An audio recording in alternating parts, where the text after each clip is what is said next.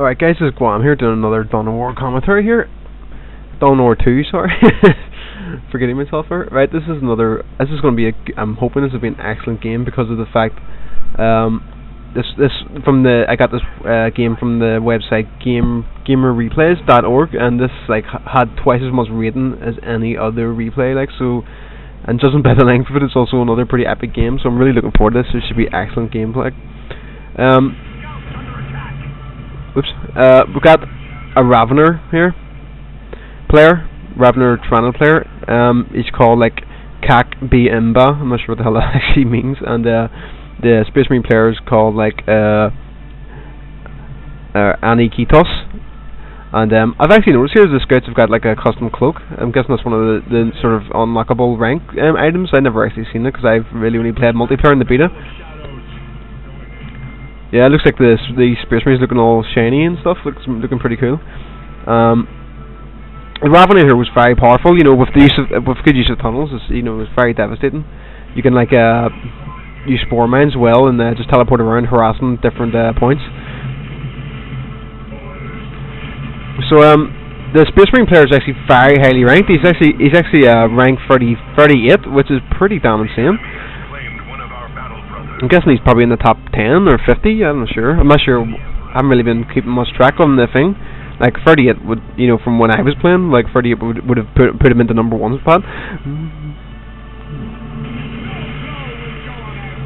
So I'm expecting to see some awesome play here. I'm not even sure what's going on here. This seems to be random sort of skirmishes.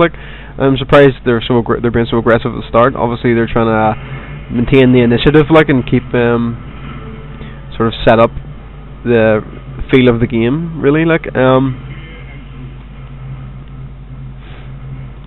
on and drive the enemy back.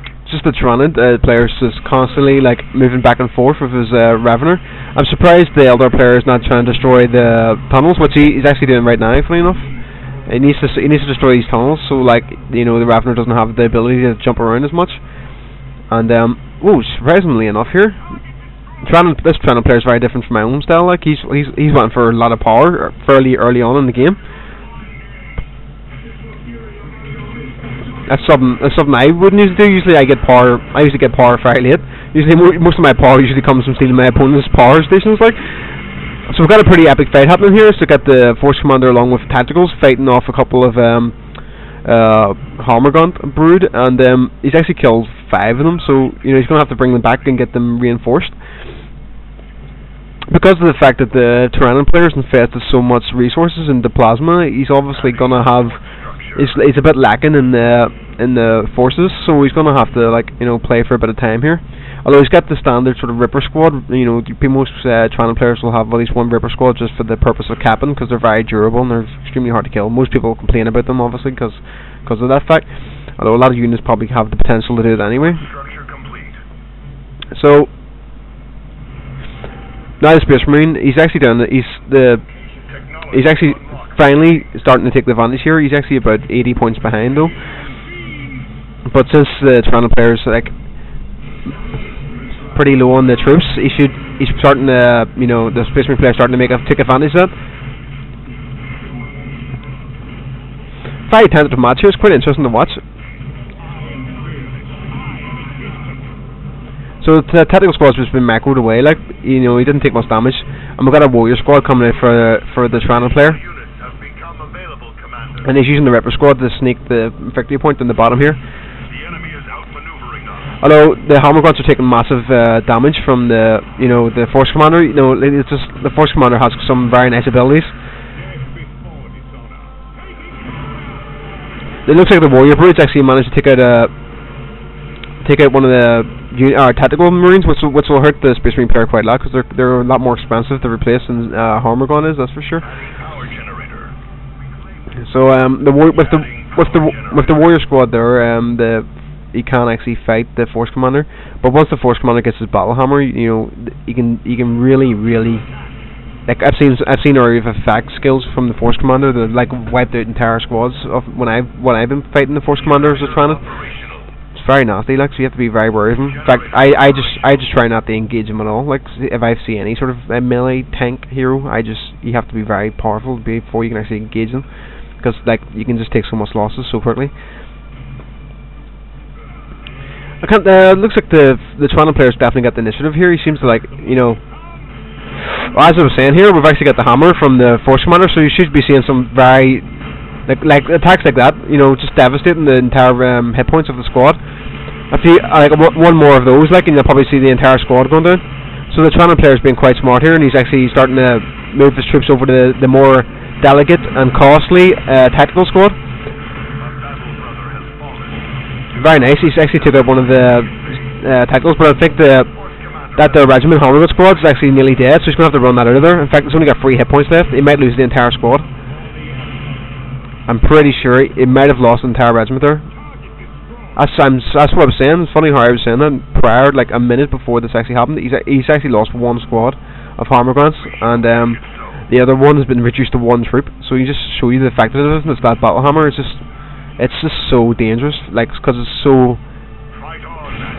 The area of effect of the damage is just so devastating. The blob of the Tyranids, like, you just have to be careful at. So I know this from experience. Like, I never try and engage the force commander, especially when he has a hammer, like, unless I have like John and Glam warriors, and even then it's still costly, so it is. So I was actually saying, like, the Tyranid player was starting to like do a lot of damage, and are like had the initiative and forcing the Space Marine back. But with that victory, I think he's got the initiative to start pushing out again. And I've actually seen what do you call it, a Xenophobe. I've never really seen this one played. I never played the game once they got buffed up. I stopped playing. So I'm not sure how effective they actually are. It's kind of funny. Like, Tyranid's got buffed up the ass, like, and I stopped playing, of course. So, you know, holy shit! He certainly does. He just got assholed. Oh my god! He just got jumped by John and warriors and then finished off with the Xenophobe. Very nasty. From what I remember, the Xenophobe was really vulnerable and used to die so easily, but he seems quite useful now. Very devastating. But as I was saying, like, Tyranid's got buffed and I stopped playing, like, so, you know, it's kind of sucky that way, like, because I wish it had been good. Because when I was playing, they were definitely the weakest race, and now they're probably the strongest. I looked on the ladder earlier on today, and I couldn't believe, like, like the top 10, about 7 of them were Tyranid players. It was pretty ridiculous. All Ravener players as well at that. So we're gonna see the squad can absolutely devastate here. I'm surprised the Space Marine player is not trying to pull back before that. Because he's losing troops here needlessly, like, you know, there was no reason to stay in that fight as long as he did. And I'm actually surprised to see the Space Marine player go so heavy in tactical squads. You know, I thought he would have went for something that's slightly different. I actually always thought tactical squads were pretty weak and, you know, weren't actually that useful. But I'm guessing it must be. Like, the guy is rank 38 for Christ's sake. He obviously knows what works, like. But he's been forced back to his base here again, and he's actually in danger of being 3 points down here. And in terms of victory points overall, he's going to be about 100 points behind the Tyranid player, which is not a good place to be. He seems to have trouble actually pushing out. So Tyranid player's targeting the force commander, which I don't think is probably the smartest idea. As I was saying, like, you don't want to engage him. Because he can just run back to his base and get all his hit points back, while you might lose a few troops, and then, you know, obviously he's going to work out better because he doesn't have to pay any money to get his hero healed. The Xenophobe's taking a lot of damage, and I think it had his shield, so it did, and he's probably lost it, and he's backing off. Pretty good idea, like, because the tactical squads, even though their bolters don't sound very devastating, but they can do quite a lot of damage. And looks like he's going to lose the tunnel here as well.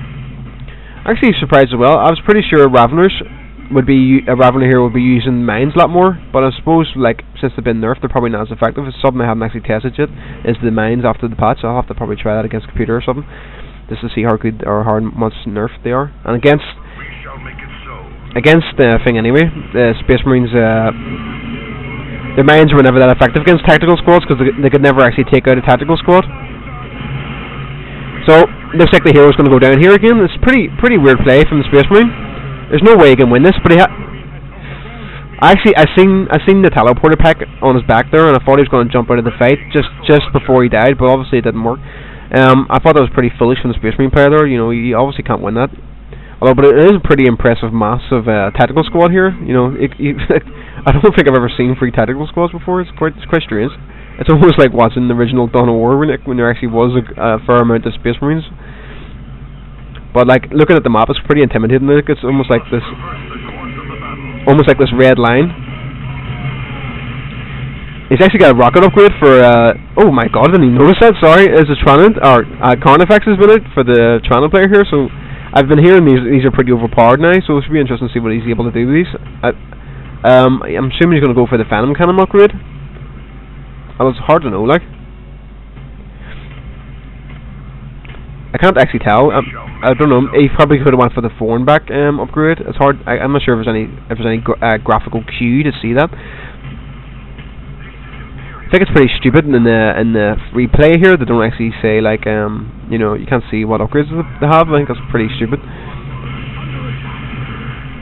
I can't help but think the scouts with these cloaks on look like dwarven hunters or something from World of Warcraft. You know, like it's kind of weird. No.